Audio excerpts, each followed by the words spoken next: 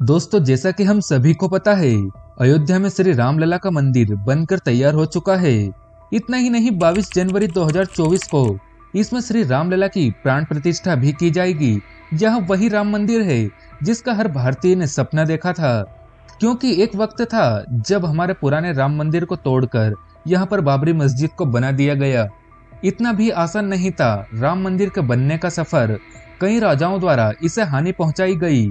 तो चलिए दोस्तों, आज हम राम मंदिर के पूरे इतिहास के बारे में जानते हैं। स्वागत है दोस्तों आप सभी का अमन फैक्ट पॉइंट की एक और नई वीडियो में। और दोस्तों, अगर आप भी श्री राम के सच्चे भक्त हैं तो कमेंट में जय श्री राम जरूर लिख दें। कई इतिहासकारों के अनुसार अयोध्या को श्री राम के पूर्वज मनु ने बनवाया था।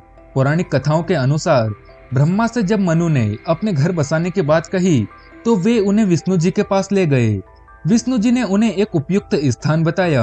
विष्णु जी ने इस नगरी को बसाने के लिए मनु तथा ब्रह्मा जी के साथ देव शिल्पी श्री विश्वकर्मा जी को भी भेजा, जहां पर विश्वकर्मा भगवान ने सरयू नदी के किनारे अयोध्या नगर का निर्माण किया।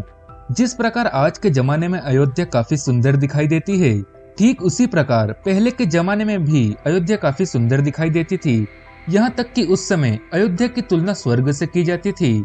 कहा जाता है कि सूर्यवंशियों की 44 पीढ़ियों ने अयोध्या पर राज किया।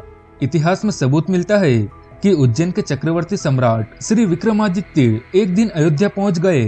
थकान होने के कारण महाराजा विक्रमादित्य अयोध्या में सरयू नदी के किनारे एक पेड़ के नीचे अपनी सेना के साथ आराम करने लगे।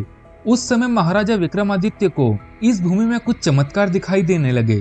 तब उन्होंने खोज आरंभ की और उन्हें पता चला कि यहाँ श्री राम की जन्मभूमि अयोध्या है। उस समय महाराजा विक्रमादित्य ने अयोध्या में एक भव्य राम मंदिर का निर्माण करवाया, जो काफी चर्चा का विषय रहा। महाराजा विक्रमादित्य के बाद शुंग वंश के प्रथम संस्थापक पुष्यमित्र शुंग ने भी राम मंदिर के निर्माण में अपना सहयोग दिया। इसके अलावा गुप्तकालीन कवि कालिदास ने भी अपने रचनाओं में अयोध्या का वर्णन किया है।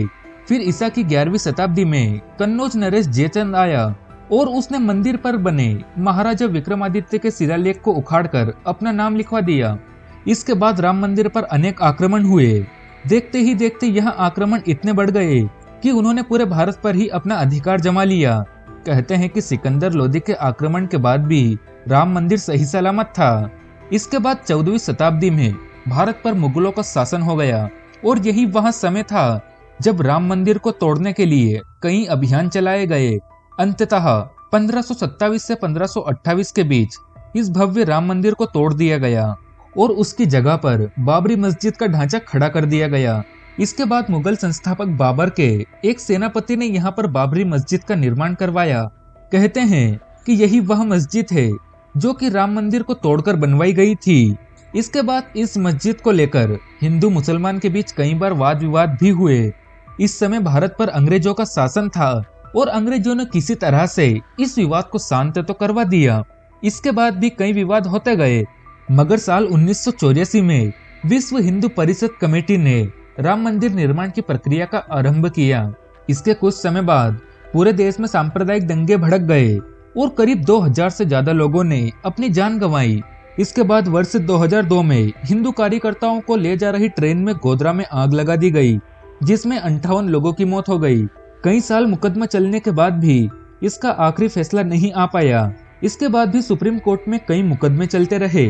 अंततः वक्त था 9 नवंबर 2019 का, जब सुप्रीम कोर्ट की 5 जजों की बेंच ने राम मंदिर के हित में अपना फैसला सुनाया और आखिरकार वो समय आ ही गया जिसका हर भारतीय को इंतजार था, जब 22 जनवरी 2024 को हमारे रामलला के भव्य राम मंदिर में भगवान राम की मूर्ति की प्राण प्रतिष्ठा होने जा रही है। फिलहाल दोस्तों, आज की इस वीडियो को मैं यहीं रोक